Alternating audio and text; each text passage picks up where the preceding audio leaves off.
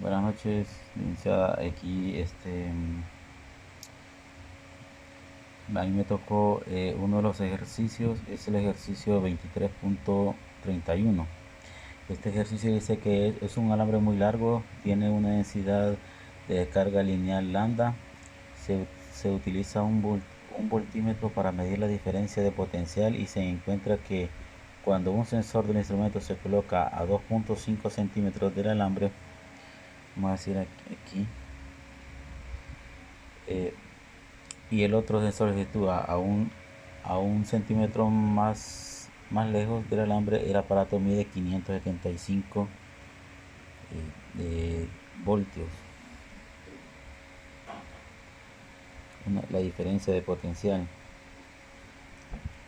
Dice, ¿cuál es el valor de lambda? Dice, bueno, como sabemos, de la ecuación 23.17 tenemos que la diferencia de potencial entre A y B va a ser igual a la integral en el potencial A menos el potencial B menos el potencial A, el campo que está en ese lugar por la distancia.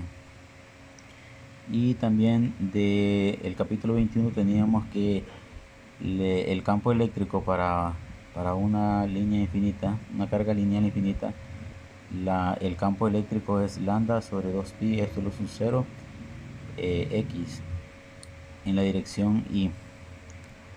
Bueno, partiendo de acá, entonces tendríamos que la diferencia de potencial sería igual al campo por la distancia, el producto de los vectores. Pero como el campo es radial, va en esta dirección y también la distancia es en esta dirección, entonces van en su misma dirección, entonces solo se multiplica el campo por la distancia. Entonces luego pasamos a pasar hacemos la integral del punto A al punto B, o sea que en los puntos A y en los puntos B donde se verificó con el multímetro la diferencia de potencial, y en la que se va a hacer una diferencial de la distancia, el DDR. Y tenemos entonces que lambda es constante, 2pi epsilon es constante, lo sacamos de la integral y nos queda simplemente la integral de A a B del DDR sobre R, y la integral de 1 entre R es el logaritmo natural. Y ahora pasamos bueno, hacemos bueno, aquí sería entre de A a B. Y como tenemos la regla matemática que el logaritmo natural de B menos el logaritmo natural de A es logaritmo natural de B entre A. Luego le despejamos para lambda, y que sería 2pi epsilon sub 0 por la diferencia de potencial entre el logaritmo natural de B entre A. Y esto pues multiplicamos 2pi por la constante epsilon, que es 8.85 por 10 a la menos 12, por la diferencia de potencial entre el logaritmo natural de 0.35 metros que se ubica el punto A, entre 2.25 que se ubica el punto B. Y esto nos da 95 por 10 a la menos 9 coulomb por metro, porque es la distribución de carga, una distribución de carga lineal. Ese es el primer inciso. El inciso B pregunta si ahora colocamos un sensor a 3.50 metros, es decir, ahora en el punto B más alejado, ahora aquí, y el otro punto un centímetro más lejos, o sea, desplazando todo esto un centímetro hacia la derecha. Él pregunta, ¿el voltímetro leerá 575 voltios? Si no es así, la lectura estará por encima o por debajo de los 575 voltios. Pero como vemos que el potencial es directamente proporcional o inversamente proporcional a la distancia, entre más nos alejamos de la carga, de la distribución de carga, entonces menor sería el potencial y por ende también la diferencia de potencial. Por lo tanto, entonces tendríamos un voltaje menor y una diferencia de un potencial menor y una diferencia de potencial menor. El inciso B pregunta, dice, si se sitúan a ambos sensores a 3.5 metros, a 0.5 centímetros de distancia, los dos puntos, el A y el B, de la distribución lineal de carga, pero a una distancia de 17 centímetros entre ellas. Dice, ¿cuál será la lectura del voltímetro? Como estamos a la misma distancia de la distribución lineal de carga, entonces tendríamos el mismo potencial tanto en A como en B, y por lo tanto la diferencia de potencial sería 0. Eso con el ejercicio 23.31. El otro es el 23.65. Para este ejercicio pregunta,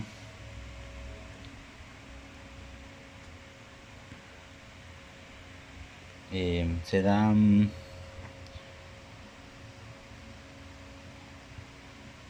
dice, desviación de un TRC. Es frecuente, dice, que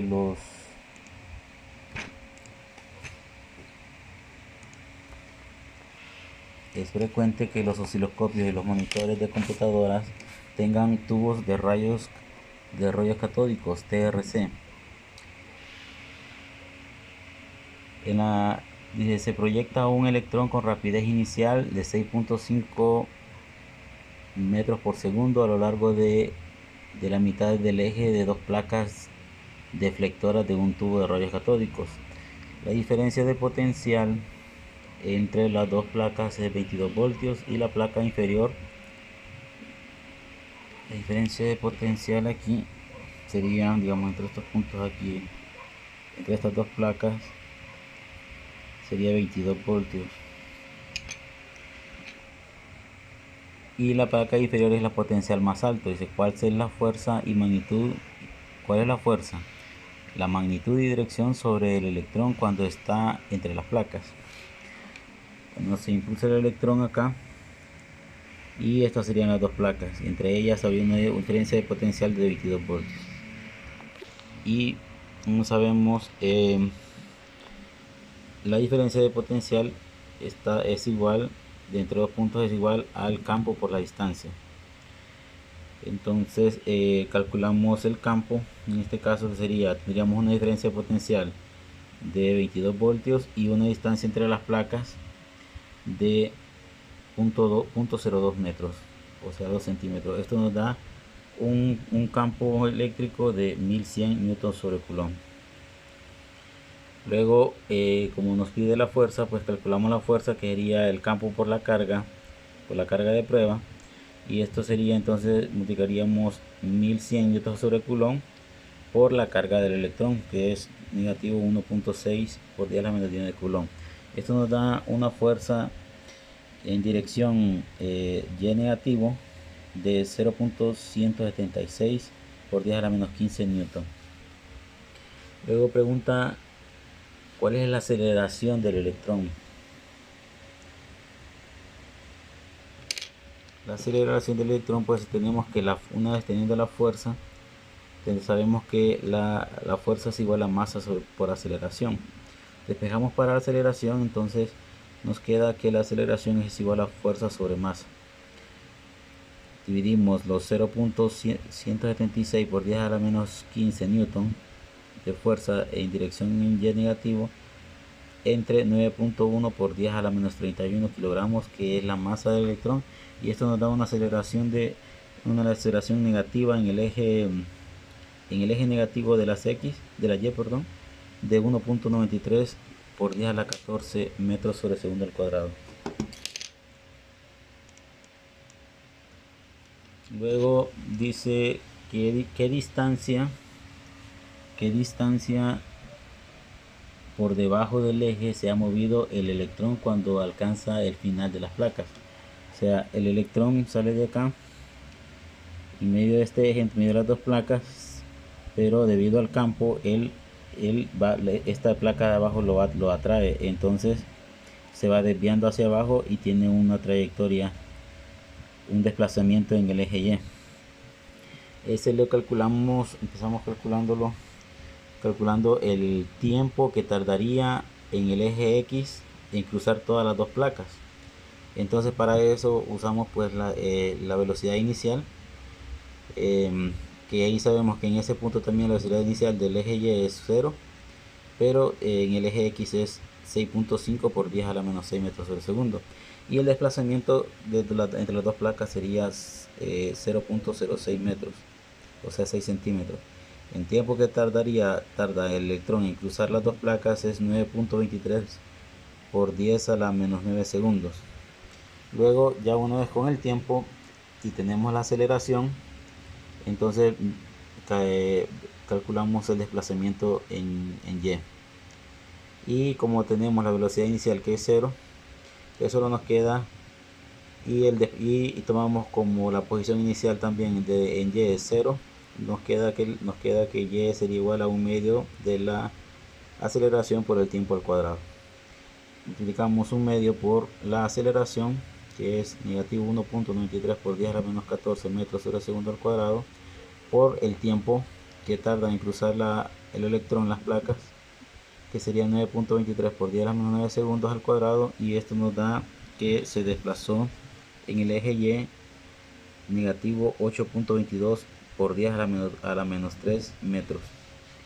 Esto sería 0.822 centímetros. Luego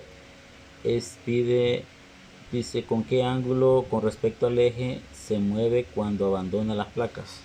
Es decir,